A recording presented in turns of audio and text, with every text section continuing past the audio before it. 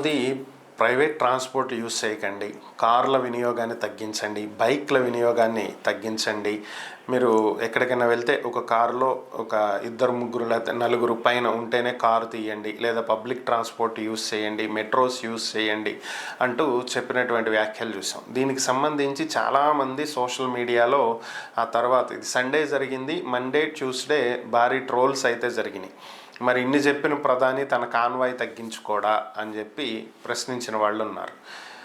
ఇది ఓవరాల్గా మోదీకి రీచ్ అయిందో లేకపోతే ఆయనే తగ్గించుకోవాలనుకున్నాడో తెలియదు, కానీ మోడీ తన కాన్వాయ్ని సగానికి తగ్గించాడు. అంటే 8 వెహికల్స్ ఉండే కాన్వాయ్ 4 వెహికల్స్ అయింది. సో 12 వెహికల్స్ ఉండే కాన్వాయ్ 6 వెహికల్స్ అయింది. సో ఇట్లా కాన్వాయ్ని అయితే రెడ్యూస్ చేశారు. ఇది మోడీతో మాత్రమే ఆగలేదు.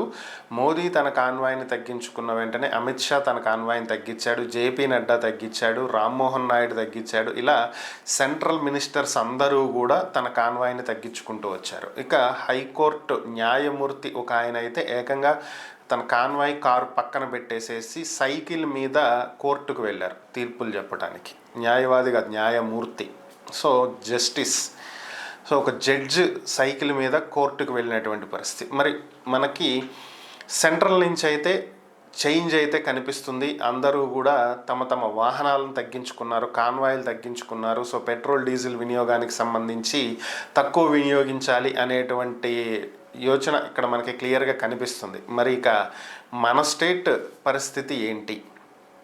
మరి చంద్రబాబు గారు కాన్వాయ్ తగ్గించుకుంటారా, జగన్ గారు తగ్గించుకుంటారా, పవన్ కళ్యాణ్ తగ్గించుకుంటాడా, లోకేష్ తగ్గించుకుంటాడా? ఇవన్నీ కూడా చూడాల్సిన అంశాలు. ఎందుకని అంటే మనం జస్ట్ ఒకసారి కొద్దిగా మనం బ్యాక్ వెళ్ళి కనుక గమనించినట్లయితే జిఎస్టీ తగ్గింపు అనేటువంటి ప్రకటన వచ్చినటువంటి వెంటనే ఏపీలో జిఎస్టీ ఉత్సవాలని చెప్పి భారీ స్థాయిలో నిర్వహించారు. అంటే సెంట్రల్ గవర్నమెంట్ ఏదైనా సరే ఒక ఇనిషియేటివ్ అనౌన్స్ చేస్తే ఇమీడియట్గా రియాక్ట్ అయ్యే ఫస్ట్ స్టేట్ ఏపీనే.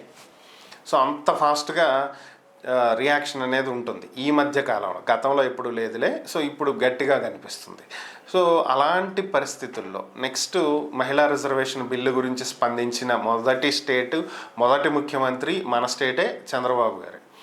సో అలాగే బిల్లు వీగిపోయినప్పుడు నిరసనలు తెలియజేయటంలో కూడా మొదట ఉంది కూడా మనమే. సో అలాంటిది మోదీ గారు పిలిపించిన తర్వాత మరి చంద్రబాబు గారు రియాక్ట్ అవ్వకుండా ఉంటే బాగోదు కదా. దట్టు మోదీ గారు తన కాన్వాయ్ తగ్గించుకున్నాక చంద్రబాబు గారు తగ్గించుకోకపోతే బాగోదు కదా.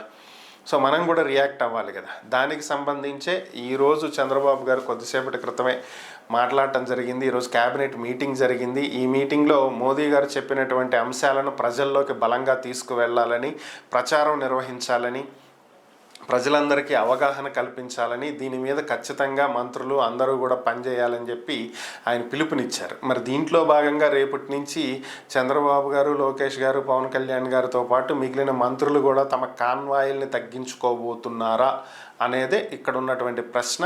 మరి దీంతో పాటుగా స్పెషల్ ఫ్లైట్ జర్నీలు, స్పెషల్ హెలికాప్టర్ జర్నీలు కూడా తగ్గించుకుంటే ఇంకా ఎక్కువ సేవ్ అయ్యేటువంటి అవకాశం ఉంటుంది. ప్రభుత్వ ఖజానాకి భారీ స్థాయిలో సేవ్ అవ్వటానికి అవకాశం అయితే లభిస్తుంది. మరి ఏం చేస్తారనేది చూడాలి.